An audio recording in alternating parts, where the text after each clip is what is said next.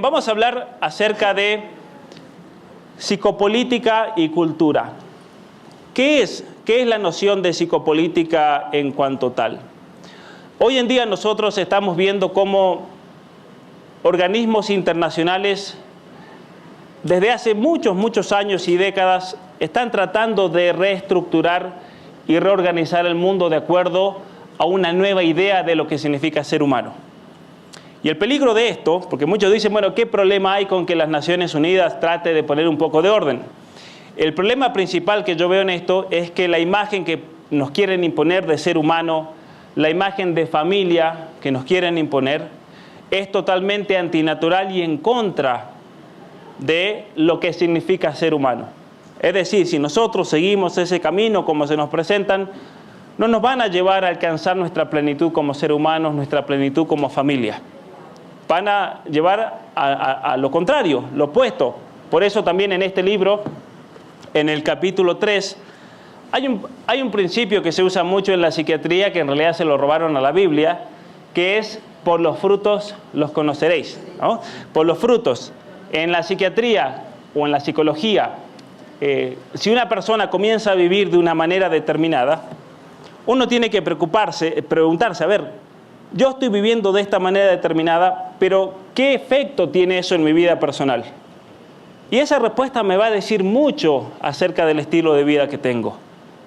Entonces yo me planteé algo, digo, si estas personas del colectivo LGBT, por ejemplo, como trato aquí, ellos prometen la liberación sexual, prometen que nos vamos a sacar todos los problemas porque es culpa del cristianismo y de la familia que nos ha oprimido con la heteronormatividad, y cuando liberemos sexualmente a los niños y a las personas vamos a ser felices y orgullosos y vamos a marchar por las calles ahí. Y yo dije, a ver, vamos a ver los frutos. Y comencé a encontrarme con que estas personas padecían los niveles de ansiedad, de depresión, de drogadicción, de alcoholismo, incluso de suicidio más altos del planeta, lo cual es realmente terrible, es realmente terrible. Y entonces ahí eso fue como una lección para mí, para darme cuenta de que esta propuesta de vida es una trampa mortal para la persona humana y para los niños. Entonces, en primer lugar, quiero hacer referencia a eso. Cuando hablamos de psicopolítica, hablamos de un trabajo de ingeniería social que apunta a cambiar cómo las personas piensan, por eso psicopolítica, la psicología, que apunta a cambiar y manipular cómo las personas sienten.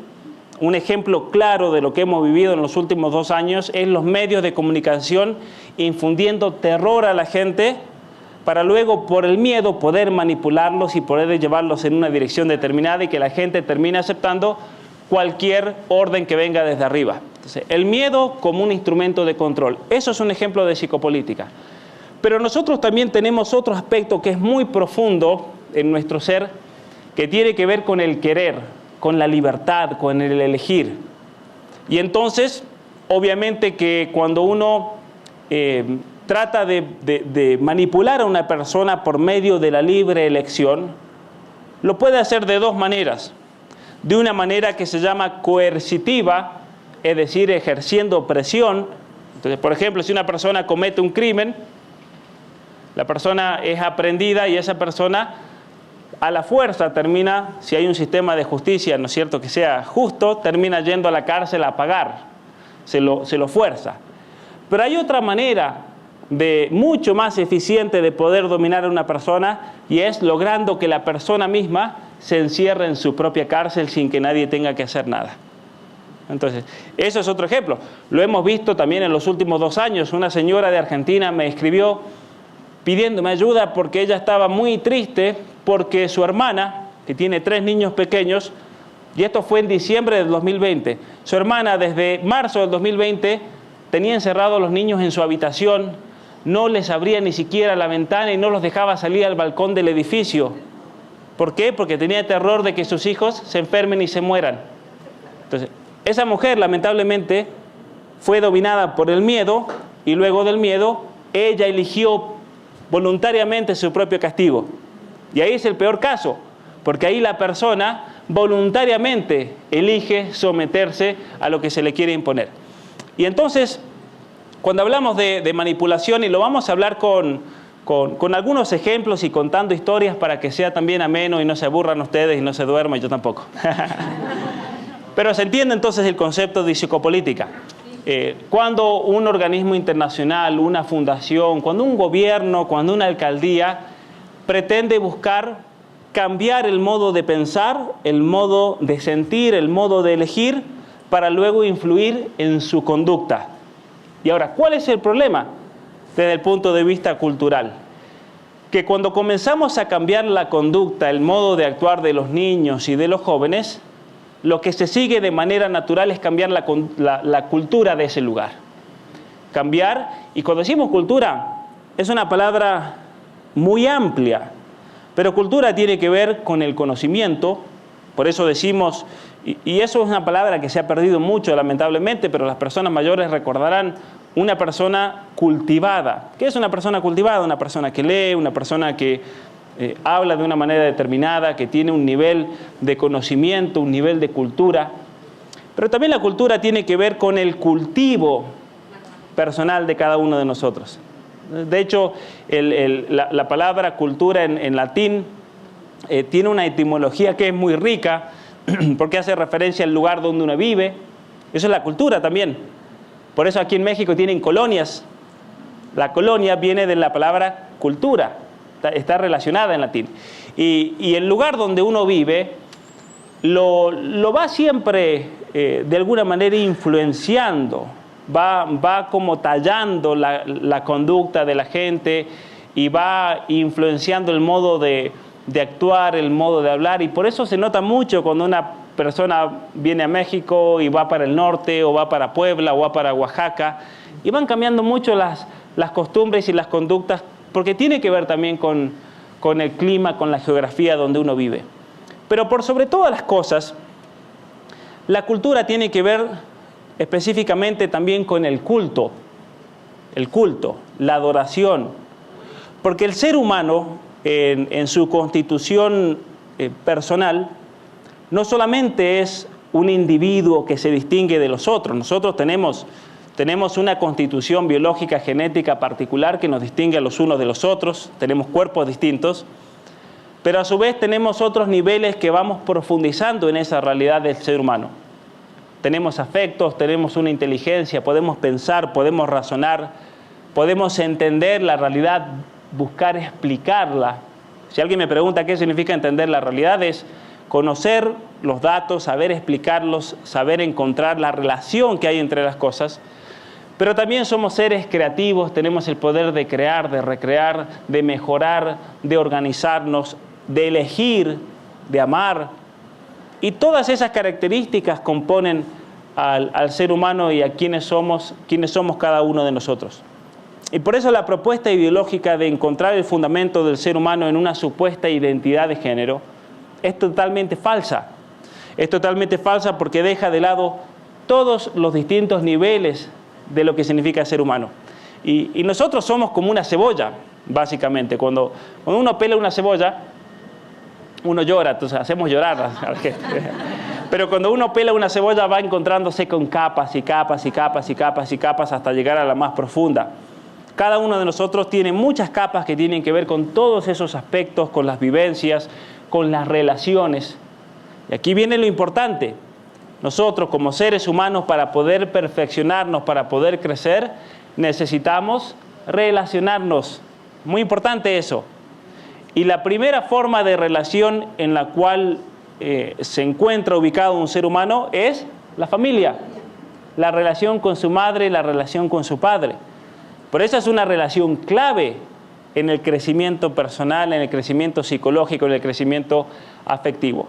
Pero también comienza a tener relación con los hermanos, y muchas veces esa relación produce fricción, esa relación produce retos, esa relación produce problemas, pero que son todas cosas buenas, porque son obstáculos, son retos que nos van ayudando y nos van moldeando en nuestro carácter, en la paciencia. Una mamá tiene que crecer la paciencia.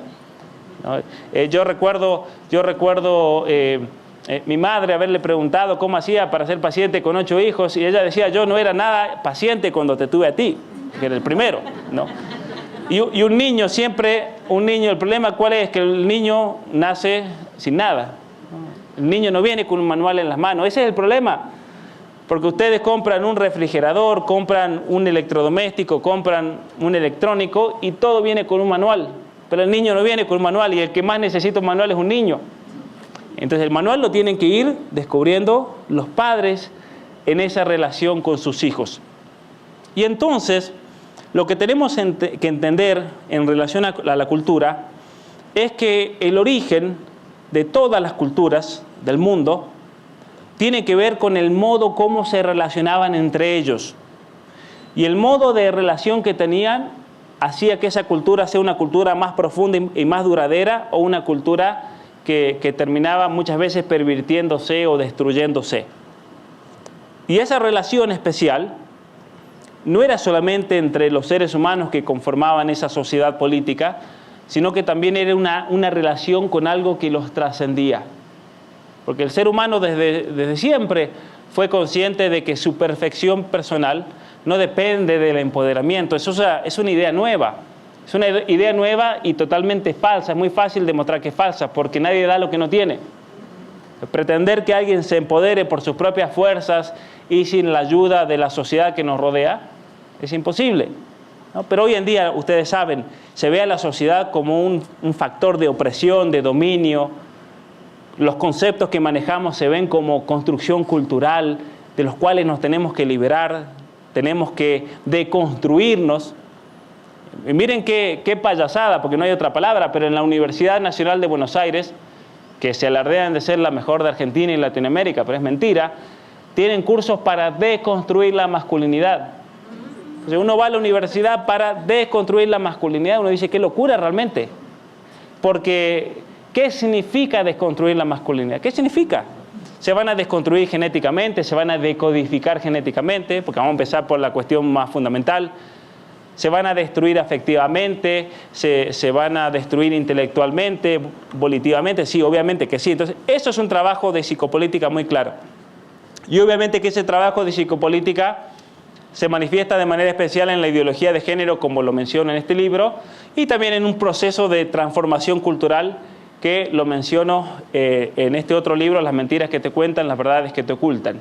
Y luego hay un tercer libro que va a venir en esa trilogía, que tiene que ver más específicamente con la destrucción de ese aspecto relacional del ser humano y que se manifiesta de manera especial en el ámbito político, en el ámbito económico y en el ámbito cultural, pero de manera especial en el ámbito religioso. Y vamos a ver por qué en un momento. Pero vamos a comenzar con una historia. Muchos de ustedes, y si ya vieron el esquema este, no se preocupen que esto es nuevo, no lo han escuchado antes. Pero muchos de ustedes son conscientes, y si no son conscientes, yo los invito a que profundicen. Hoy en día hay una élite mundial, global, conformadas por algunos políticos, pero en general por las personas más ricas del planeta Tierra, que por medio de sus instituciones financieras, instituciones tecnológicas, buscan llevar a ejercer un control total sobre la vida de las personas. Y eso por un factor, primero económico, financiero, pero también por un factor ideológico.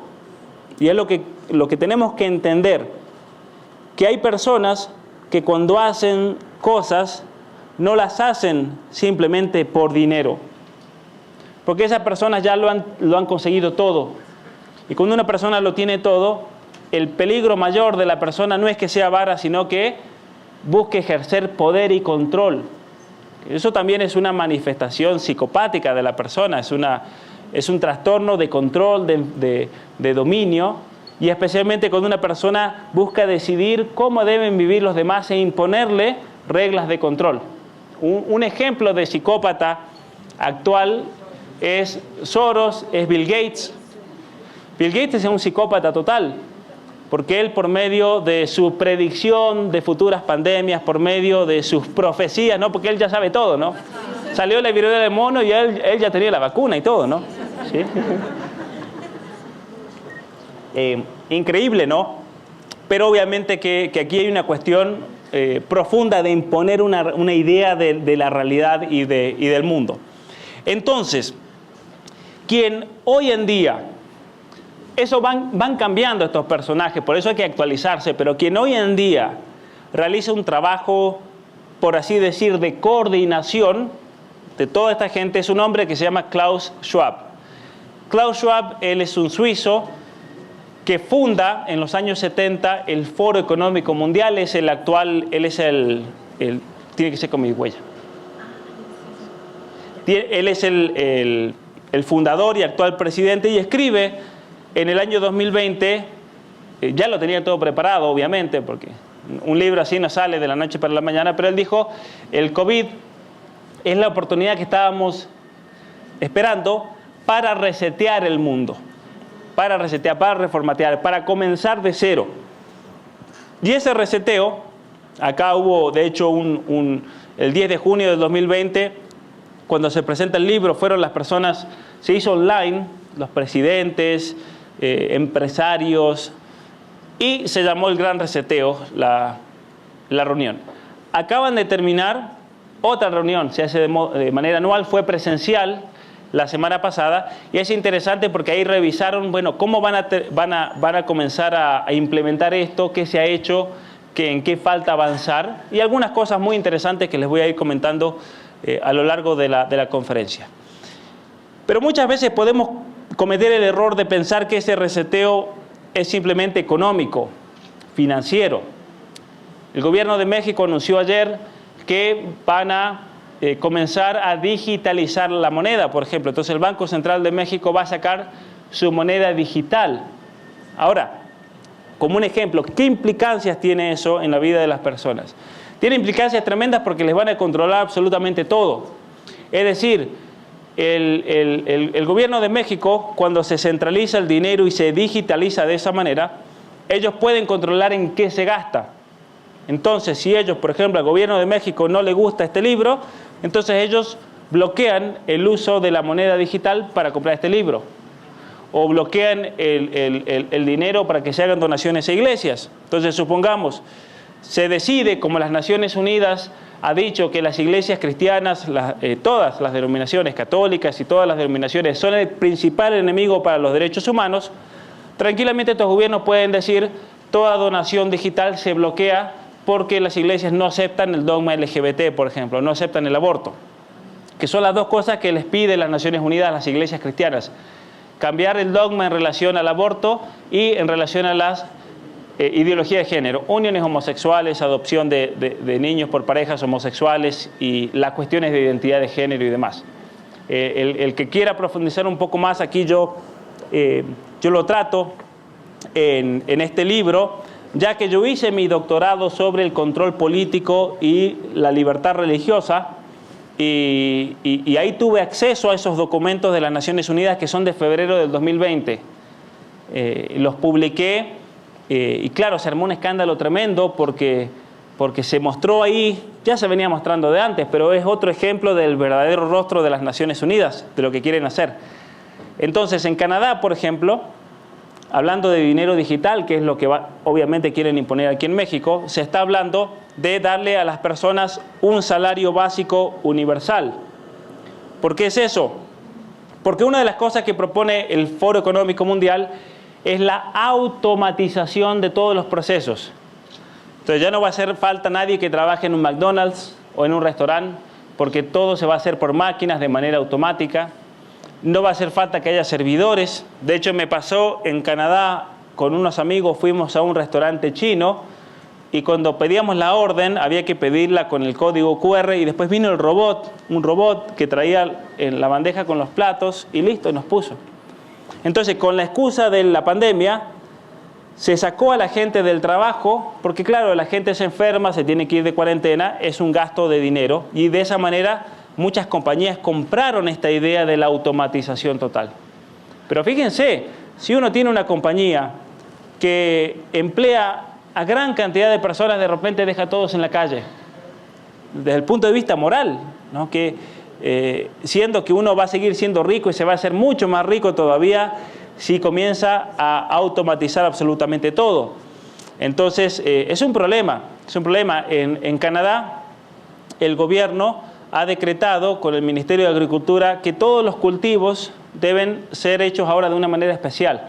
De hecho, hace varios años ya se comenzó a hacer postes cada unos 5 o 6 metros con alambres, y todos los árboles se van plantando a la distancia adecuada, pero luego el árbol va creciendo y todas las ramas se van poniendo a lo largo de los alambres y se van enraizando y se van cortando, podando todas las ramas que salgan para afuera, de tal manera que todo árbol frutal, no importa de qué fruta sea, parezca una viña, como la uva, ¿no? ¿Por qué es eso? Porque van a empezar a automatizar por medio de robots con inteligencia artificial que vayan reconociendo la fruta y la puedan sacar. Ahora, si el árbol fuese una copa, ya no podrían, ¿no? Ahora, ¿cuál es el problema? Que hay miles de mexicanos que van todos los años a trabajar a Canadá para el verano, llegan en marzo, se vuelven en noviembre, sus familias dependen de eso y no van a poder ir más porque ellos se van a quedar sin trabajo. Entonces, ¿cuál es la solución a todos estos problemas sociales? El salario básico universal, un sistema socialista por el cual todos recibamos un sueldo mínimo en moneda digital. Ahora, ¿cuál es el problema de la moneda digital? Que el gobierno va a poder ejercer control total sobre las actividades de una persona. Un ejemplo, en Canadá ya se está hablando, y esto lo propusieron en la reunión del Foro Económico Mundial de esta semana, de hecho fue el representante de Canadá, de que por medio de un código QR que todas las personas van a tener instalados por medio de un chip, se haga un seguimiento absoluto de la persona. Entonces, todos los vehículos deben tener instalado un sistema que para poder arrancarlo uno tiene que escanear para que luego eso se informe a un centro que recibe toda la información y que diga, bueno, Pablo fue el que fue a ese vehículo, no su hermana, su mamá o su papá, y entonces le cuentan los kilómetros y le ponen un límite a la persona de cuánto puede contaminar anualmente. Y cuando la persona llega a ese límite, que aparte tiene que pagar un impuesto por cada kilómetro, una vez que llega a ese límite se bloquea, no puede usar su vehículo, no puede usar la tarjeta de crédito y la moneda digital para comprar combustible, no puede viajar en avión. De hecho, miren, interesante, yo tuve que comprar todos los pasajes de avión antes de salir y luego me llega un email del gobierno de Canadá informándome cuánto carbono iba a contaminar con todos mis viajes. Y me daba la opción de dar una donación de no sé cuántos cientos de dólares para plantar árboles para, de alguna manera, compensar. Ahora, ¿ese dinero dónde va a ir? Va a ir al bolsillo de Justin Trudeau. Imagínense. Por eso los políticos están abrazando esta agenda de parte del Foro Económico Mundial, porque eso a ellos les significa tratar de alguna manera resolver el gran problema de la deuda pública. Hoy en día, a nivel económico, mundialmente, el problema principal no es que las empresas estén endeudadas, sino que quienes están endeudados son los gobiernos. Los gobiernos que se han malgastado las pensiones, que se han malgastado las materias primas, los gobiernos que viven pidiendo préstamos y que viven en una especie de esclavitud financiera con respecto a los organismos internacionales. Es terrible la situación mundial. Y está tan mal la situación que yo decía el año pasado, la cosa va a explotar, ya es insostenible. Es insostenible porque, y yo me hacía referencia a Europa, en Europa, para tratar de ocultar que hay un problema financiero gigantesco. Si ustedes creen que aquí hay problemas financieros, pero en Europa, en Canadá, son mucho más terribles. Lo que pasa es que viven en base a una mentira estos países. Estos países que funcionan como si fueran del primer mundo y que tienen todo, en realidad es todo préstamo y están endeudadísimos. Es ficticio, no es como que yo a ustedes les dé $1 millón, se compren una Lamborghini, vayan a dar vuelta por Ciudad de México y la gente piense, qué millonaria, qué es. Y no, y es una mentira, ¿no es cierto?, es el exponerse. En Europa, lo que hicieron los bancos para que no colapsen, en Canadá también, es bajaron los intereses a un porcentaje negativo. Entonces, ¿qué significa eso? Ustedes, por ejemplo, si van a sacar un préstamo para comprar una casa en México, ¿cuánto es el interés? 11%, supongamos, 10%. Bueno, en Europa era menos 6%. ¿Qué significa eso? Que les pagaban por prestar. Ahora, la diferencia, ¿quién se la paga a los bancos? Pues los bancos no van a andar regalando plata. Los mismos gobiernos pedían préstamos para pagar la diferencia y subvencionaban los préstamos. Eso está pasando en Canadá. En Canadá el promedio de precio de una casa hoy en día está en $1 millón. ¿Qué significa eso? Aparte de que un inmigrante jamás se va a poder comprar una casa, es un engaño irse allá en este momento, es peligrosísimo.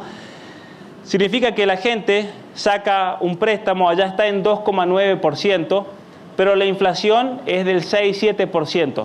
Entonces, ¿qué significa? Que el interés en realidad es negativo, es del -3, del -4, y entonces la gente está sacando préstamos porque le conviene, porque solamente va a tener que pagar menos de lo que saca, y entonces se arma una guerra inmobiliaria porque la gente tiene mucho dinero en el bolsillo que es ficticio. Ahora, ¿por qué la gente combate por tener una casa en Canadá y hace que los precios suban al $1.000.000? Porque la pirámide poblacional está invertida. Una pirámide normal en cualquier país nos diría que esta es la población infantil, la población adulta y la población mayor, los que van muriendo. En México está invertida, es un peligro gigante lo de México. Es un peligro porque por más que hoy sean más de 130 millones, en 50 años se muere toda nuestra generación y no se queda nadie. Canadá es lo que va a pasar. En Canadá es terrible que para el 2030 por cada jubilado va a haber una persona menor de 65 años que no necesariamente va a ser un trabajador, ¿no? Entonces, porque puede ser un niño, puede ser una persona menor de 25 que está en la universidad, y eso es un problema gigantesco. Y entonces el gobierno de Canadá está promocionando a Canadá en base a mentiras, en base a engaños, en base a falsas promesas, contratando a youtubers que dicen que tienen una casa gratis y van a Canadá, y es mentira total, pero la gente vende todo, se va a Canadá y se encuentra que esa no es la realidad. ¿Por qué? Porque el sistema económico va a colapsar y la única razón por la cual traen inmigrantes a Canadá es para que le quiten el 51% de su sueldo en impuestos para sostener el sistema, y Canadá, para no colapsar, tiene que traer 600.000 inmigrantes al año. Ahora, traen 600.000 inmigrantes al año, ¿y dónde viven? No hay casas, no hay dónde. Entonces es un problema y un sueño utópico, porque luego esa gente termina viviendo en los peores lugares y la gente que ya puede acceder a un préstamo se va de esos lugares, reciben préstamos gigantescos que nunca van a poder pagar, y cuando una casa, por ejemplo, sale en venta, en la ciudad de Toronto, por ejemplo, recibe en las primeras horas unas 150, 200 ofertas. O sea, una persona nada más se la puede llevar. Entonces se arma una guerra gigantesca para poder quedarse con un inmobiliario, pero eso significa que una casa que está puesta a $1 millón se puede vender en $1.500.000, por ejemplo. ¿Sí? Yo casos particulares que conozco de casas que las pusieron en venta y se terminaron vendiendo en $800.000, $900.000 más cara de lo que valía. ¿Por qué? Porque había gente dispuesta a pagar eso. Entonces, eso es un problema gigante. Pero entonces el sistema económico, si se automatiza todo, va a traer un problema gigantesco que va a requerir el control total de los gobiernos. Ese es el plan que tienen. Entonces, otra propuesta con respecto a esa identidad digital que va a estar también presente en el cuerpo por un chip, va a estar coordinada, por ejemplo, con las medicaciones que uno toma. Entonces, si aquí hay personas que tienen problemas de presión arterial, alguna enfermedad, diabetes, el gerente general de Pfizer anunció que están creando ya pastillas que vienen con señal de Wi-Fi, de tal manera que cuando ingresen en el sistema gástrico van a enviar una señal de Wi-Fi al chip, y luego la compañía aseguradora, el médico, el gobierno, todos van a saber que uno tomó la pastilla. Y si uno no tomó la pastilla, el seguro va a subir. Entonces ese va a ser el factor para que la gente obligada tenga que acceder a eso, porque si no el seguro le sube. Y control total de las vidas de una persona. ¿Sí? El chip que se va a instalar también va a estar integrado para tratar de conocernos completamente. Entonces la vigilancia ya no va a ser solamente externa de lo que hacemos, de lo que decimos, sino incluso de todos los procesos orgánicos de la persona, como un ejemplo, ¿no? Y así muchas otras cosas más que se están proponiendo. Entonces, vamos a hablar un poquito primero de ese reseteo económico, luego el reseteo político y luego el reseteo cultural, de la cultura, pero lo voy a hacer contando historias de 3 personajes. Podríamos haber elegido muchos otros, pero yo creo que son significativos y que también nos da una idea de cómo todo esto está conectado a lo que está ocurriendo a nivel mundial. En primer lugar, el reseteo económico. Este señor no tenía perfil de Facebook, lo busqué y no estaba, así que seguro que nunca le vieron la cara. King Gillette. King Gillette, ¿él qué creen que creó? ¿Qué inventó? La rasuradora, muy bien, las afeitadoras. Este hombre, es interesante su vida, ¿Saben cómo lo encontré? Tratando de entender cuál era la política y especialmente el modo como Amazon operaba en el mundo. ¿Cuál era la visión que Amazon tenía? Y estudiando Amazon me encontré que ellos siguen la idea económica de este hombre. Pero vamos a volver aquí primero. Uno de los grandes problemas en el mundo es que hay guerras. Es que hay guerras. Y justo les hablaba eso de Europa, que yo decía el año pasado de que Europa necesitaba una guerra para tratar el problema, de tapar el problema económico. Por eso estaban incentivando todo el tiempo y asusando que comience una guerra, una invasión en Ucrania, pues estaban desesperados que haya una guerra para tratar otros problemas más grandes. Ahora bien, la guerra siempre ha sido un factor en todas nuestras sociedades que está ligado a cuestiones económicas, comerciales, a cuestiones políticas y a cuestiones culturales también. Hay guerras que son más culturales, incluso guerras así de irse a matar, ¿no es cierto? Veamos, recuerdan las guerras que hubieron en nuestro continente entre liberales y conservadores en el siglo XIX. Fueron guerras culturales, pero también políticas, guerras económicas. El caso de Ucrania, en cuanto a Ucrania se descubre que tiene gas en el año 2011, de repente todos se interesaron por Ucrania, todos los países europeos que antes ni siquiera le prestaban atención, ¿no? El caso de Irak, eso es otro ejemplo clarísimo. Le inventaron armas de destrucción masiva, los destruyeron masivamente con armas de destrucción masiva, ¿no? Y les robaron todo el petróleo y les hicieron pagar la guerra y les hicieron pagar la reconstrucción de Irak. Eso fue una estafa gigantesca, fue la primera gran estafa del siglo XXI.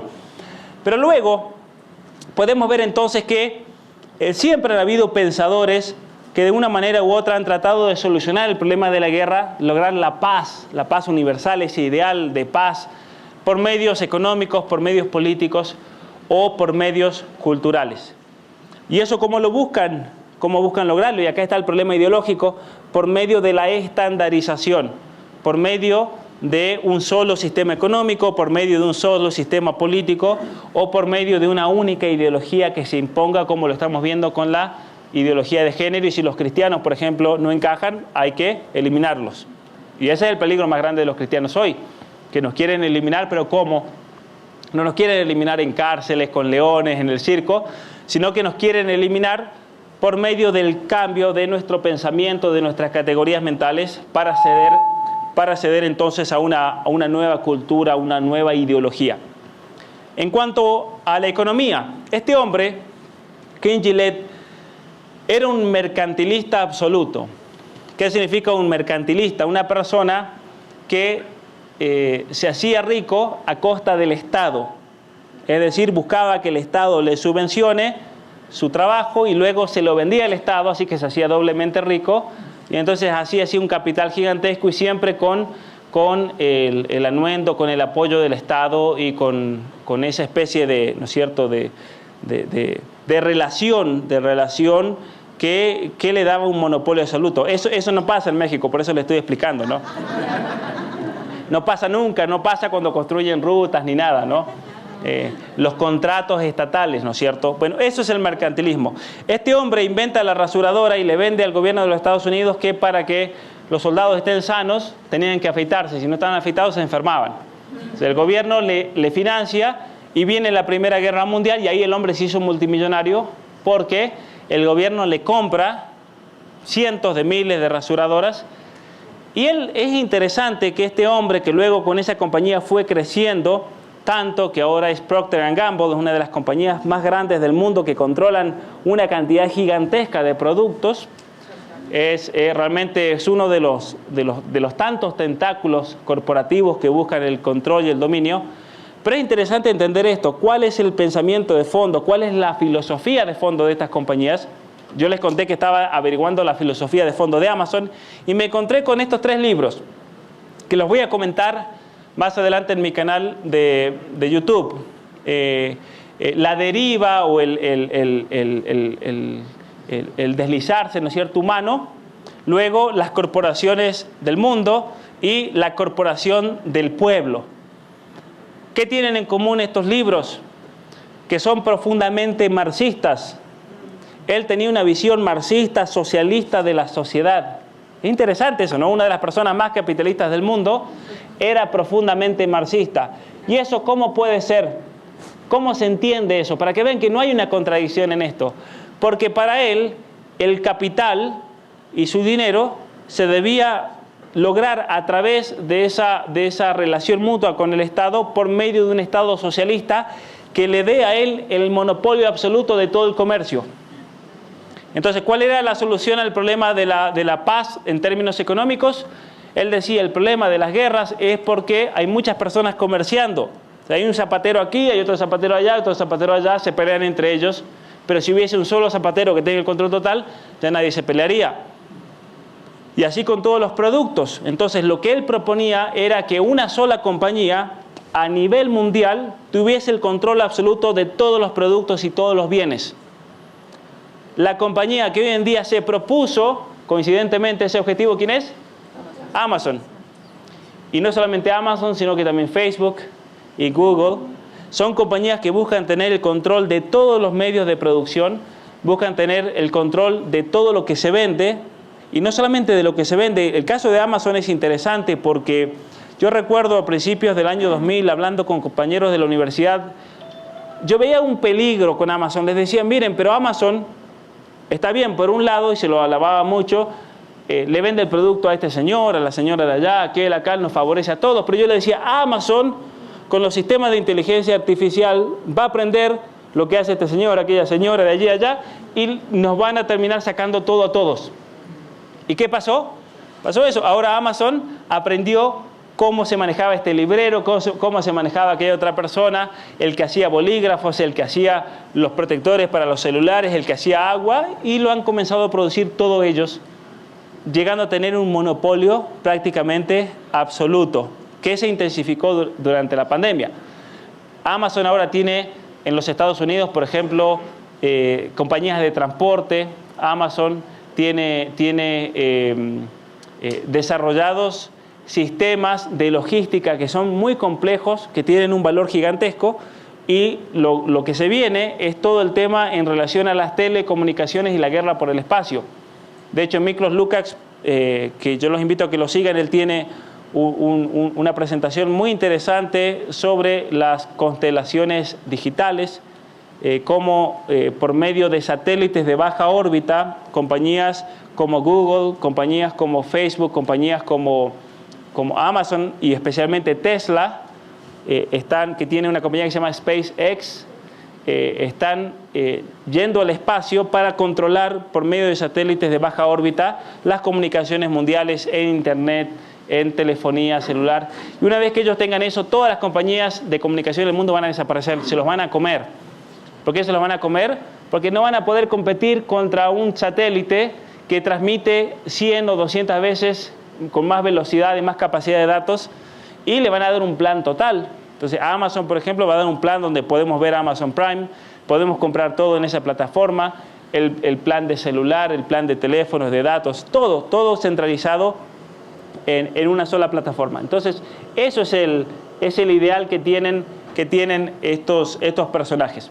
Eso es un ejemplo, entonces, de ese reseteo económico que se quiere imponer en el Foro Económico Mundial. ¿Por qué? Porque todas las personas que están reunidas en Davos en general comulgan con esta idea de socialismo que yo le voy a llamar corporativo. Socialismo corporativo. Y ahora estamos en el mes de junio, ¿no? Vamos a poner esto, miren, mes de junio. Todos se visten del arco iris. Y muchos me preguntan, recuerdo que hace muchos años un señor en Argentina me preguntó, un gran amigo me preguntó, ¿por qué todas estas corporaciones abrazan la agenda de izquierda? Y eso para mí fue un reto porque me tuve que poner a estudiar, tratando de entender. Y recién después de mucho tiempo yo me he dado cuenta de que es porque todas estas compañías son capitalistas, pero el tipo de capitalismo que abrazan es una especie de corporativismo socialista. Y entonces, toda esta ideología posmoderna de deconstrucción, toda esta ideología de género, toda esta manipulación que estamos viviendo hoy en día, a ellos les viene muy bien porque necesitan ese tipo de ser humano para que se logre ese sistema socialista corporativo que buscan. Ese es el problema. ¿Y entonces qué significa eso? Significa que para lograr un cambio económico necesitan cambios políticos, y para lograr cambios políticos necesitan un cambio cultural de la gente, del pensar. Y ahí entra la psicopolítica. Ahí es cuando entra de lleno el tratar de influenciar cómo pensamos, cómo sentimos, cómo elegimos, que voluntariamente nos esclavicemos para luego entonces imponer ellos un orden particular. Pero a modo de historia, podríamos haber puesto muchos otros ejemplos, pero puse este porque ilumina mucho. Vamos a hablar ahora del reseteo político. Y una persona que viene muy bien aquí al caso es John Rockefeller. John Rockefeller, por medio de su fundación, creó lo que se llama la Liga de las Naciones. La Liga de las Naciones se crea después de la Primera Guerra Mundial con el propósito de crear un solo gobierno mundial y de esa manera asegurar la paz en la tierra. De hecho, ellos donaron el edificio. Históricamente la familia Rockefeller ha mantenido a las Naciones Unidas, aunque hoy en día hay otros intereses, otros interesados que están poniendo mucho dinero. El más conocido de todos es Bill Gates, pero no es el único, y que por eso ellos tienen una influencia gigantesca en lo que se hace, en lo que se decide. Para aclarar, la Organización Mundial para la Salud, la UNESCO y todas las dependencias de las Naciones Unidas son organismos puramente políticos que tienen todas en común este objetivo de crear un gobierno mundial centralizado, porque de esa manera, según Rockefeller, el mundo iba a funcionar mejor. Entonces, un reseteo político, quitarle la soberanía a los pueblos. Por eso hay que perseguir, por ejemplo, y tratar de sacar la idea de patria, la idea de valores, la idea del ser mexicano. Por ejemplo, el que los mexicanos tengan vergüenza de su país. Entonces, enseñar historia en México, como pasa en Argentina y en tantos otros países, buscando que el niño tenga vergüenza de su pasado. Entonces el niño no sabe nada de lo que pasó aquí en México, la grandeza cultural, económica, política de México, que México fue una potencia y que geopolíticamente buscaron destruirlos porque, claro, México presentaba un obstáculo, y todos nuestros países, ¿no?, de Hispanoamérica. Imagínense si todos nosotros, como hermanos que somos, hubiésemos permanecido unidos desde México hasta la Argentina y Chile, seríamos una potencia mundial. Y por eso también se buscó destruirnos internamente, separarnos, ocultar la historia. La infiltración de la masonería en nuestros países tuvo una función política para que nuestros países fueran serviles a los intereses de Inglaterra o los intereses de Estados Unidos, y entonces de esa manera lograr transformar la educación, transformar la cultura, transformar el comportamiento de las personas para que obviamente nuestras naciones sean serviles, ¿no? Como hablamos, la imposición del aborto, ¿no es cierto? Todo lo que está ocurriendo aquí en México, del aborto, de la ideología de género, de todos los cambios ahora en Puebla que acaban de penalizar las terapias para ayudar a personas homosexuales, son todas cuestiones impuestas desde arriba, como vamos a ver con otro ejemplo. Pero este hombre entonces decía, hay que resetear políticamente el mundo, crea la Liga de las Naciones, pero viene la Segunda Guerra Mundial y obviamente que su idea utópica de paz mundial fracasó. Y como fracasa en el año 1947, hace borrón y cuenta nueva, y en el mismo edificio, con la misma gente, crea las Naciones Unidas. Las Naciones Unidas desde siempre, desde el comienzo, ha tenido muy claro estos objetivos de transformación cultural. ¿Cómo lo sabemos? Y lo menciono rápidamente también en este libro, porque las grandes conferencias de las Naciones Unidas, que se han dado en distintas décadas, todas han apuntado a la transformación cultural de nuestros pueblos. Uniones homosexuales, control de la población en el 74. De hecho, México sacó la ley general de la población por presión de las Naciones Unidas. La conferencia del Cairo en el 94 para la imposición del aborto, la conferencia de Pekín en el 95 para la imposición de la ideología de género, los principios de Yogyakarta en el 2007 para imponer esta agenda ideológica por medio de distintos partidos políticos en nuestros países. De hecho es lamentable cómo distintos partidos políticos, incluso supuestamente oposición, son todos serviles a esta agenda globalista, a esta agenda ideológica. Es increíble realmente. En Argentina, cuando se trata de cuestiones de Agenda 2030 y de las imposiciones de las Naciones Unidas, ahí nadie es oposición, están todos de acuerdo. Eso significa que Argentina es una colonia, no manda. Sí, lo mismo está pasando en México. La Corte Suprema aquí en México es totalmente servil a esta agenda. ¿sí? Aquí es realmente preocupante la situación y tantos políticos. Pero luego, para que haya un reseteo político hace falta un reseteo cultural. Y lo que estamos viendo aquí es que básicamente voy a ir a la pirámide. Estos tres niveles son orgánicos y se influyen mutuamente, pero el nivel político influye más que el económico y el cultural más que el político, porque se necesita de cambios políticos para cambios económicos y cambios culturales para que se pueda imponer el resto. Entonces podríamos decir a modo de historia que Gillette apuntó a esto, a la economía, Rockefeller apuntó a la política y podríamos poner muchos otros nombres, y Soros, entre otros, apuntó a la cultura. El tipo se dio cuenta que, por ejemplo, para transformar a México había que apuntar a la cultura. Había que eliminarle su fe, sus tradiciones, la familia, había que eliminar las capacidades intelectuales de los niños para que salgan todos tontos y no sepan pensar, para que salgan todos como el compañere. ¿Se acuerdan del compañere? Ven, eso es un caso increíble realmente, porque yo cuando vi ese video de esa chica que se puso a llorar porque le dijeron compañera y dijo soy compañere, ¿cuál es el problema con eso? ¿Cuál es el problema principal? Que si todos los jóvenes de México fuesen como el compañero, ¿qué pasaría? México está destruido. México se entrega solo. A México no hace falta ni conquistarlo. México solo dice aquí me entrego, señores, ¿no? Ese es el problema.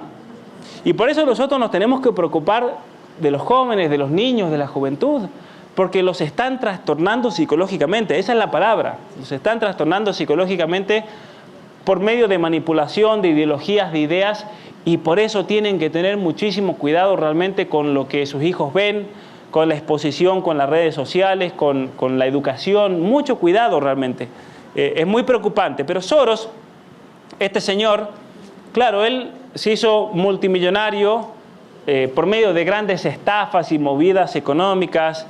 Por la mañana compraba miles de millones de dólares de una moneda y por la tarde la vendía y hacía que colapse y él se hacía rico.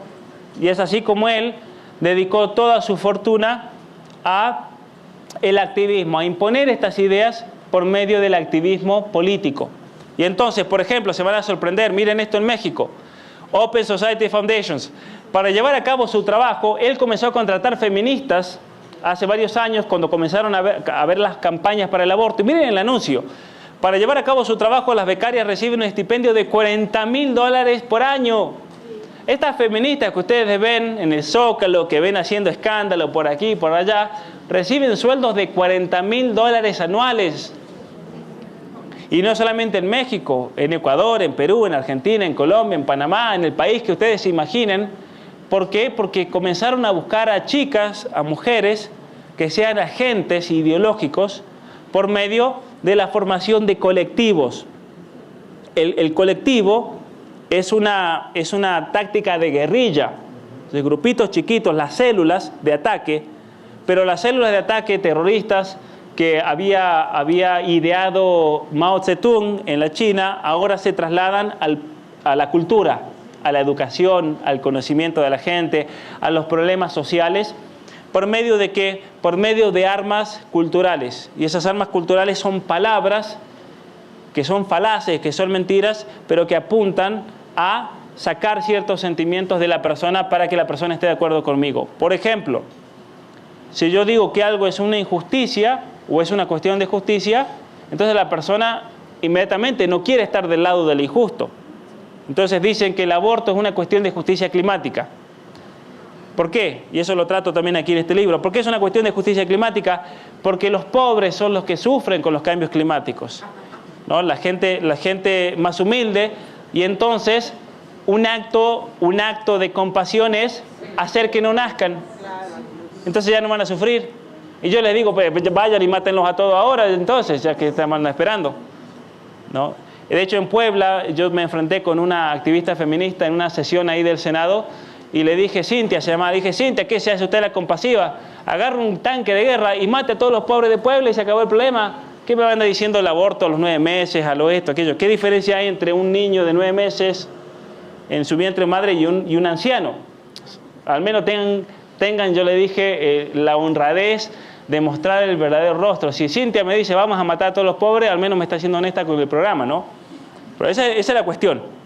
Entonces, el programa de becas de jóvenes líderes feministas Es la iniciativa más reciente de Open Society Foundations, orientada a respaldar la próxima generación de activistas feministas dinámicas y apoyar a personas abocadas a proyectos con plazos concretos que sean acordes con los valores de la sociedad abierta.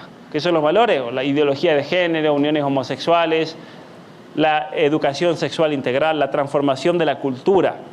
Ahora, imagínense una feminista viviendo con $40.000 al año en México. ¿No? Imagínense. Y yo les decía eso en Ecuador. Imagínense en Ecuador donde todo sale, la comida baratísima. Es una persona rica. Es una persona rica realmente quien recibe $40.000 al año. Y seguro que ni pagan impuestos ni nada. Eso está dado por hecho, porque es una fundación, claro, caritativa, ¿no? La pobre muchacha se sacrifica por un bien, ¿no es cierto? Un trabajo misionero hace. Muy bien.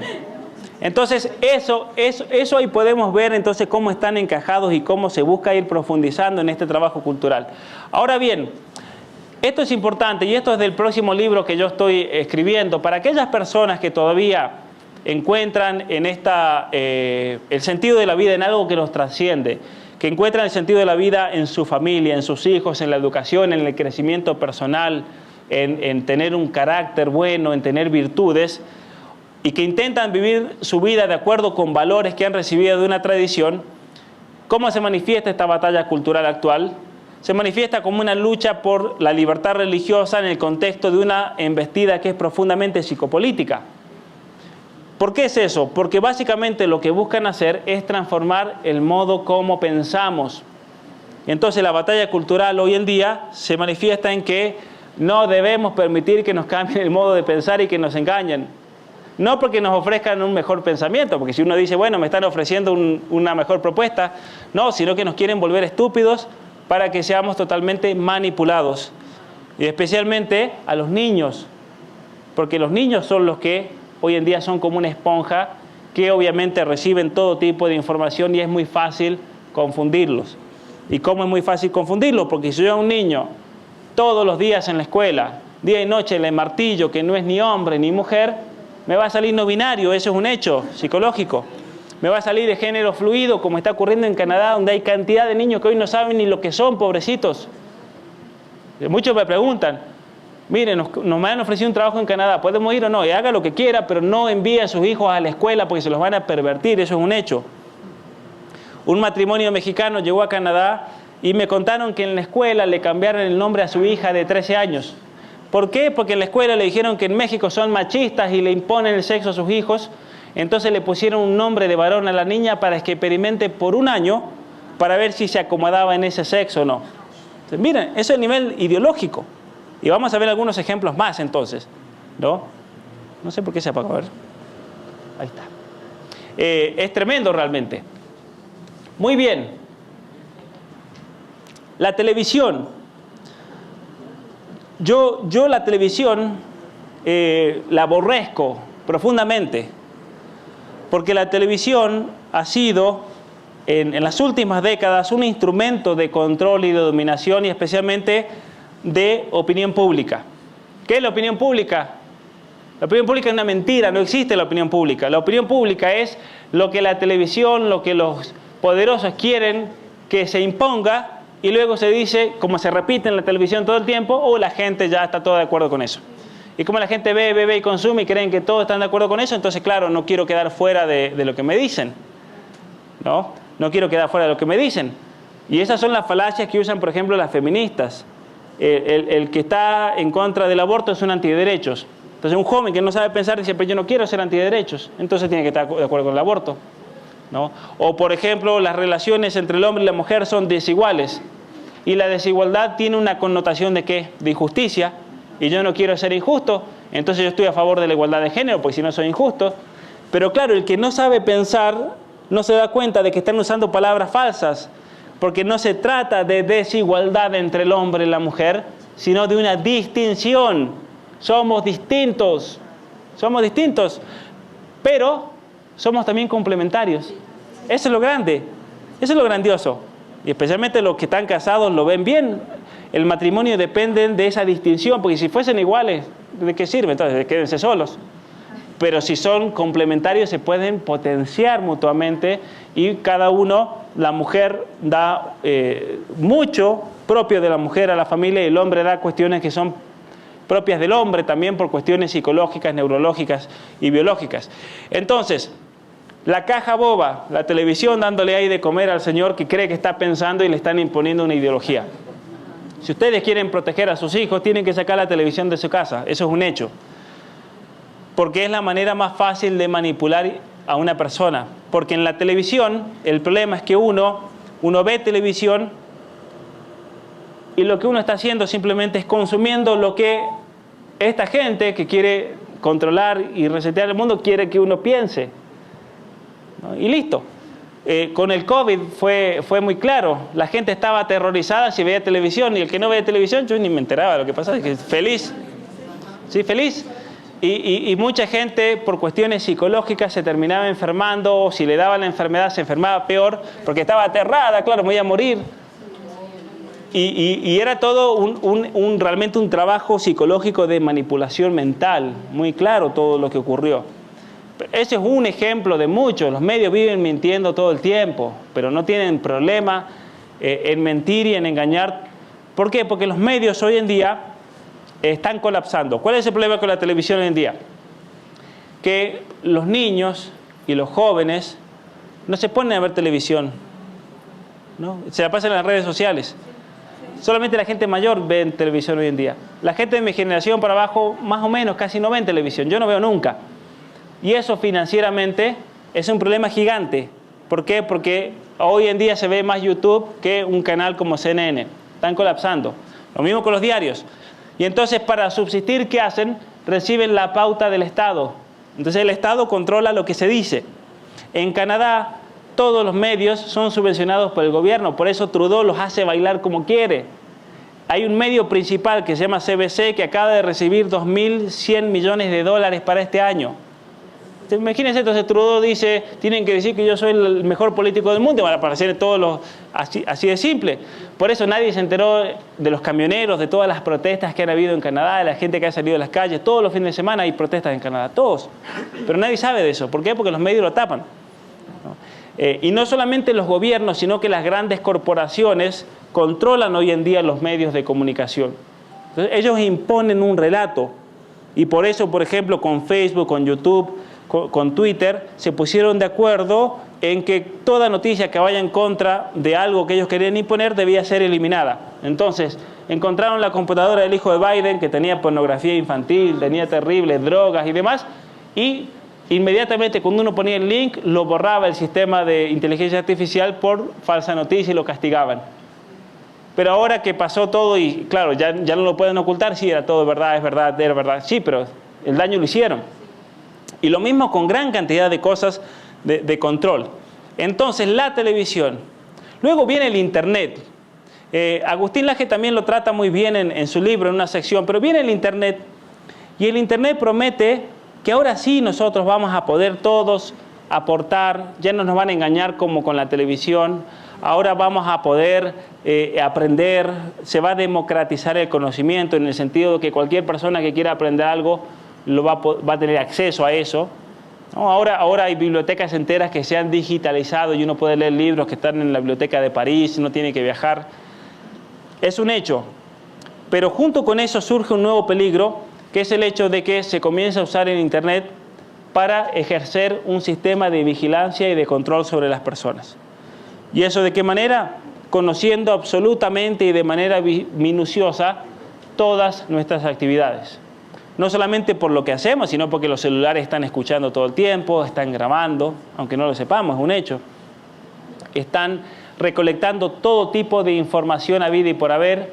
Con las redes sociales hay un nivel mucho más grande de espionaje.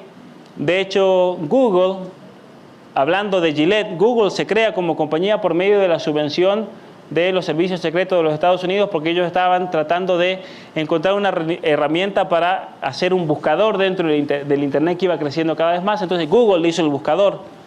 Entonces así como Google penetra en ciertos niveles en las búsquedas, en realidad tienen niveles de penetración mucho más profundas. ¿no? De hecho, hay sistemas hoy en día y programas por los cuales, por ejemplo, agencias de distintos gobiernos pueden penetrar absolutamente todos los mensajes de WhatsApp, pueden penetrar. Algunos me dicen, no, no pueden penetrar. Sí, sí pueden penetrar. Pueden penetrar al email de cada uno de nosotros, a toda la información habida y por haber de las computadoras. Ese es un hecho. Es un hecho. Hay personas, si ustedes le preguntan a personas que saben de esto y le dicen, ¿ustedes cómo hacen para mantener cierta privacidad en cuestiones? Usan una computadora, por ejemplo, con un sistema operativo distinto, como Linux, que nunca jamás se conecta al Internet y ahí escriben sus cosas y sus libros y demás para que, por ejemplo, no puedan... Pero una vez que uno se conecta, ¿o no? A los aeropuertos, uno va a los aeropuertos y con el hecho de enchufarlo para cargar, le chuparon toda la información, eso es un hecho. Todos los aeropuertos que ha hecho Huawei en nuestro continente, en muchos aeropuertos, uno sale del avión y está la manga, y en la manga hay una parte que es metálica, que uno no se da cuenta porque es la manga, pero en realidad es un imán donde uno pasa y le chupa toda la información que pasa por ahí, de la computadora, del celular, de la tarjeta de crédito que viene con el chip, todo. Entonces, por ejemplo, yo conocí a un señor del gobierno de los Estados Unidos que le pregunté cómo hacían ellos para protegerse, porque claro, si es embajador en Panamá, si es embajador en Chile, tienen que pasar por los aeropuertos chinos, y ellos usan unas maletas que van recubiertas con plomo, porque ahí los rayos, todo para chupar la información rebotan. Es interesante, ¿no? Porque si no les chupan todo, es un hecho el nivel de espionaje que hay. Pero hay otro nivel de espionaje, eso es por parte de los gobiernos, que viene por parte de estas corporaciones para tratar de controlarnos, de dominarnos y especialmente que nosotros mismos nos esclavicemos en este nivel de control. Y es lo que se llama el panóptico digital. ¿Qué es la idea del panóptico? Bentham, quien fue el que hizo pública esta idea del panóptico, en realidad, él fue a Rusia, creo que fue, si mal no me equivoco, allá por 1700 y algo, y cuando fue a Rusia se encontró que su hermano tenía un problema con los obreros, tenía una fábrica y los obreros eran medios haraganes, perezosos, no trabajaban, no le ponían muchas ganas, y entonces él creó un sistema por el cual los trabajadores estaban todos en un círculo y todo el momento estaban siendo observados por un capataz. Entonces el capataz estaba puesto en el medio y todos los trabajadores al costado.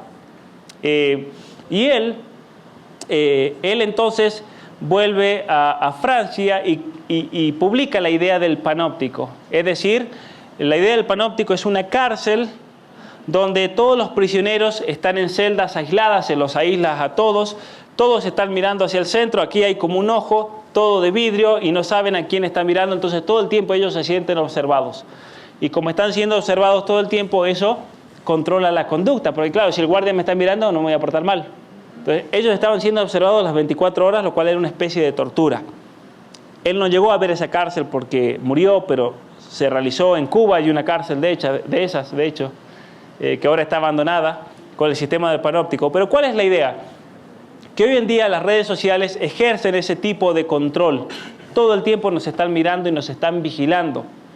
Si ustedes tienen a Alexa en la casa, lo primero que tienen que hacer es desconectarla y tirarla a la basura.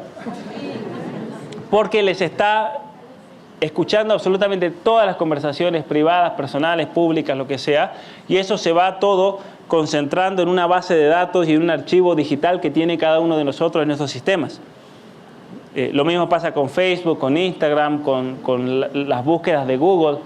Es decir, tenemos que volvernos un poco más capaces tecnológicamente para que no nos rastreen a un nivel tan grande. Y eso, ¿cómo se da cuenta uno? Porque a veces incluso uno nombra la palabra de algo. Yo una vuelta dije aspiradora, ¿no? Y cuando abrí la computadora me aparecieron todos los tipos de aspiradoras Dyson habidas y por haber, todas las ofertas, porque claro, lo van escuchando a uno, ¿no? Y lo gracioso es que yo había ido a un Costco, acá hay Costco, sí, había un Costco y había visto, qué buena la aspiradora, dije eso, y llegué a casa y todo aspiradoras, porque claro, mi celular me escuchó, entonces, por más que yo tengo desconectado la activación de Siri y todo eso, igual, es todo vigilancia. Yo durante la pandemia aprendí que con el celular no hay que salir nunca, en el caso particular mío. Obviamente que a veces es difícil no hacer cosas y no llevar el celular, pero yo lo dejaba siempre. Y gracias a Dios, porque el gobierno de Canadá reconoció este año que estaban haciendo una vigilancia y control absoluto en todos los pobladores de Canadá, por medio del celular. Entonces, por los movimientos ellos iban decretando la pandemia.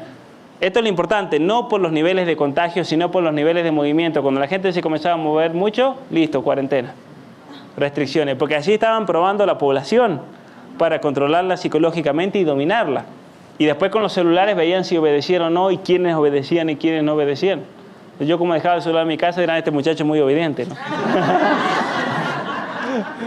Muy bien. Entonces, toda esa masa de datos que vamos produciendo. Y por datos, yo quiero que entiendan lo siguiente, no solamente las conversaciones que ustedes tienen con otras personas, los amigos, las conexiones. Porque Facebook fue muy importante para los servicios secretos, para saber cómo estamos todos conectados. Entonces, Facebook es obra de los servicios secretos para eso. Le hicimos el trabajo nosotros.